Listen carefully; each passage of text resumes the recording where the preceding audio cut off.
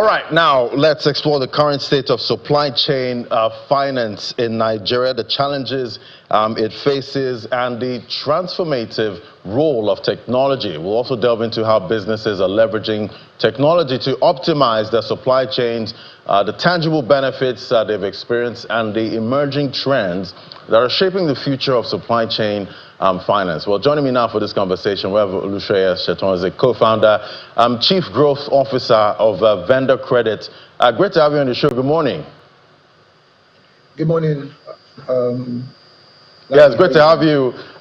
So, so much playing out in that industry. How would you describe the current state of supply chain finance in Nigeria? And what would you say are some of the, challenges that supply chain players, what they're facing, right now?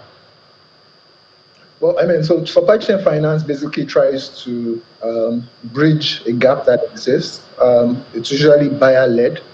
And so the situation is such that, the buyer, you leverage off the rating, right, the credit risk rating of the buyer to be able to offer facilities to the seller.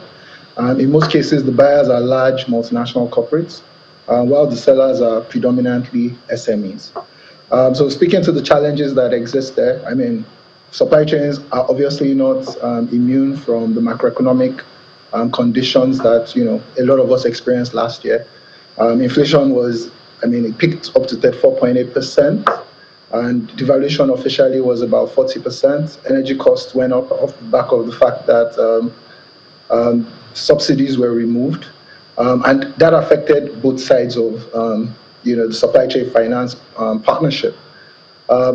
Access to credit still remains a big problem. I know private credit went up to about 76 trillion as of November last year. But if you do what our private credit is versus to GDP, and you compare us to other countries, even within SSA, you realize we're still far behind. I think we did about 12.96, and a country like South Africa is doing as high as 91%. And that affected the corporate sides. And on the smaller side, that's the SMEs. They still didn't get a lot of funding.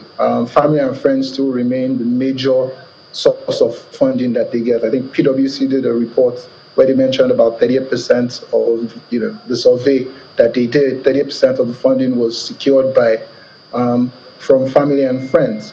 Fintechs are coming into that space as well, just trying to ensure that there's more credit that gets to the hands of SMEs. Cost of funds was another huge challenge last year. Off the back of inflation and devaluation, the CBN had to raise MPR to about 24.75 last year, and 27.25 last year, and CRR to about 50% last year as well. And treasury bills were going out at yields at almost as high as 29. Obviously, what that did was crowd out the liquidity that existed and stifled access, increased the cost of funds for a lot of corporates, not to now talk about the SMEs that were in the space as well. So all these things, created a great gap, right, between the corporates, which are typically the buyers, as well as the sellers, which are typically SMEs.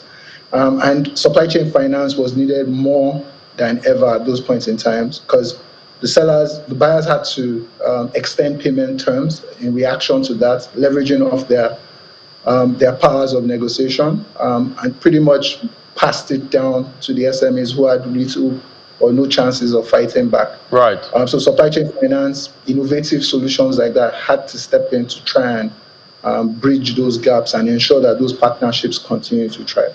Right. I guess at this point, everyone just passing on, the cost, and at the end of the day, gets to the end user. But talk to me about how technology is changing the landscape of supply chain finance in Nigeria, and some of the opportunities it's creating for businesses within that supply chain, within the supply chain itself. All right, good question. So technology is coming in to revolutionize, or at least to support what the actual business activities are, right? So solutions like digital invoice financing, for instance, which creates marketplaces where vendors, who their payment terms have been moved up from maybe 30 to 60 days or 60 to 90 days, can go to these platforms and trade in their invoices to be able to take out cash. There are also digital supply chain finance platforms, which don't just deal with post-fulfillment finance. They also deal with pre-fulfillment finance. So those platforms are such that they allow retail investors or even institutional investors be able to provide capital to intermediate on the requirements that the vendors have on for supply chain transactions that they need to fulfill on. Another thing that is still nascent but is growing is blockchain financing. Use of blockchain to be able to track transactions, be able to get updated information on transactions as they are going on, and it has its benefits on both the buyer and the seller side. AI is coming hard and strong in this space as well. There's a lot of data that is scattered all around the place. Expectation is that with AI and access to those data points, we'll be able to collect those data and then use that to have a fairer and a more appropriate risk assessment of both the buyer as well as the seller, which ultimately would lead to an increase in capital going in that direction. So a lot of things are going on that technology is doing, but if you're going to summarize everything, technology is driving efficiency in the space, right? Is expanding access to capital, is enabling better risk management, and ultimately is also even improving costs for businesses. So technology is doing quite a lot, and the outlook is even brighter. Right, and it seems we can't have any conversation these days, without AI, popping up or blockchain. Definitely going to be an interesting future, going forward. But what advice would you give to, businesses that are looking to optimize their supply chain? Well, for businesses that want to optimize, I believe collaboration is very key. You need to find innovative ways to do what it is that you're doing before. We're on the cusp of the fifth revolution. And demographics are changing around us as well. So there's a trend and direction towards supply chain financing, as well as the benefits that technologically driven supply chain financing would do. I believe, like I said from the very beginning, collaboration is very key, because what it allows people to do is utilize the data that you've been able to store on a lot of your sellers, right, to enable financiers be able to make a proper judgment or make a fairer assessment of the SMEs that work with them. So overall, I think the benefits are significant, and it only makes sense for everybody to move in that direction. All right, thank you so much. It was great having your perspective today. That was Oluseyi Esetan, the co-founder, Chief Growth Officer at Vendor Credit. Thank you so much for sharing your perspective.